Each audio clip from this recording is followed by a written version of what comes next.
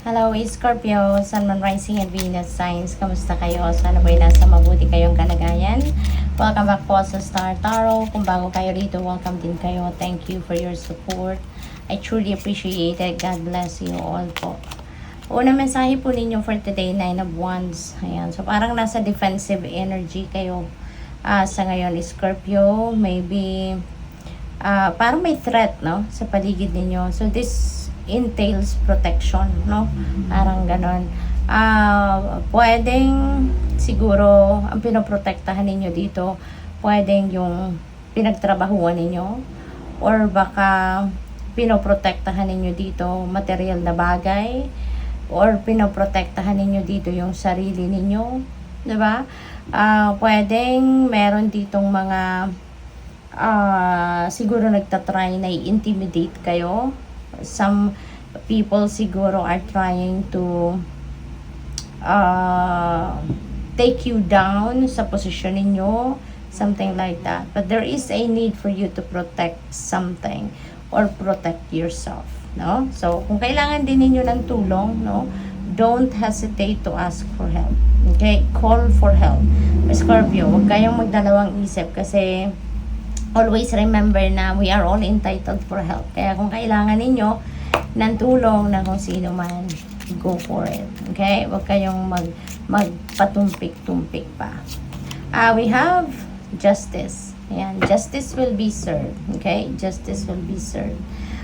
Sa ngayon, maaring kailangan ninyo ng siguro meron kayong pinaglalaban, ano, at kung ano man ang pinaglalaban ninyo rito, yan ay makukuha ninyo ang tagumpay, no? Justice will be served to you, at kung deserve ninyo yung success dito, then you will succeed. At saka ang maganda rin dito, parang kung ano man ang desisyon na mabubuo rito, you know, that is in all fairness. Kaya para sa lahat, ito, lahat magbe-benefit, lahat makakakuha ng hustisya, no? Balance also will be back in your life, no? Scorpio. What else? We have 8 of Cups. Ayan. So, dito sa 8 of Cups, may departure, no? This is departure energy. Meron kayong iiwanan dito. Something na hindi na kayo masaya. Something na hindi na kayo komportable, hindi na kayo kampante rito, hindi na kayo contented dito, no? Kasi dati naman, no, kung ano man ang bagay na to, kasi pwedeng relationship ito, pwedeng trabaho, career, no, maaaring ganon. Once in your life, no, yung pumasok kayo sa sitwasyon na to, this is your happiness, no? This has been your happiness. Naging masaya kayo rito, naging contented kayo, satisfied kayo, as in fulfilled, yung ganon. Pero sadyang ganon ang buhay, no? Everything changes, everything evolves, including us, including yung mga gusto natin sa buhay, including yung takbo ng isip natin, lahat nagbabago, di ba? Kaya maaaring sa ngayon dumating kayo sa point na nagbago na din kung ano ang gusto ninyo. Nagbago na kung ano yung mga criteria ninyo, ano yung mga gusto ninyo. Kaya ngayon, no, you are going to follow where your heart is, di ba? Kung ano yung gusto ng puso ninyo, yun ang susundin ninyo sa ngayon. At you know na kung nasaan man kayo ngayon, kung anong sitwasyon ang kinabibilangan ninyo, there's nothing there for you anymore. And you have nothing, no, na maibibigay pa sa sitwasyon na to. Kaya mas mamabutihin ninyong umalis na para hindi na kayo ma-stuck sa ganong energy. Kasi you know na marami pa kayong magagawa. Marami pa kayong pwedeng gawin na makakatulong kayo sa ibang tao. What else? We have 5 of Swords. Ayan. So, merong hindi dito pagkakaintindihan, no? Pwedeng ang naging rason dito ng pag-alis ninyo because of this.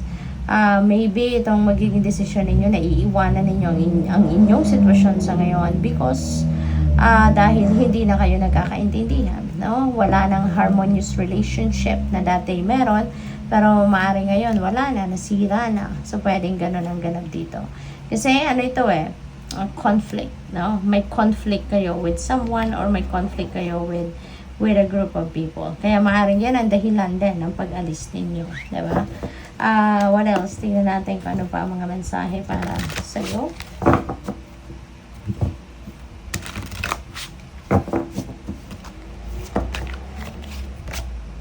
We have Elk, nobility, celebrate your accomplishments with humility.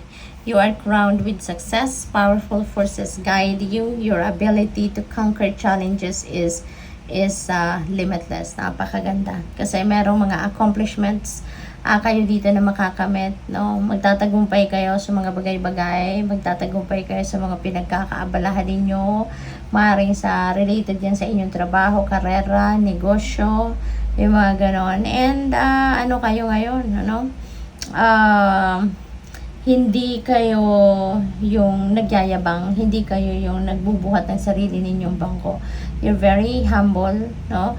Kahit marami kayong tagumpay, kahit inuulan kayo ng swerte, kahit inuulan kayo ng successes, you know, you continue to be humble, no? You continue to be, low profile, kumbaga. Kaya mas lalo kayong i-bless ng universe kasi hindi ninyo ito ipinagyayabang. You are proud of what you have done, you are proud of who you have become, pero hindi kayo yung arroganteng proud, no?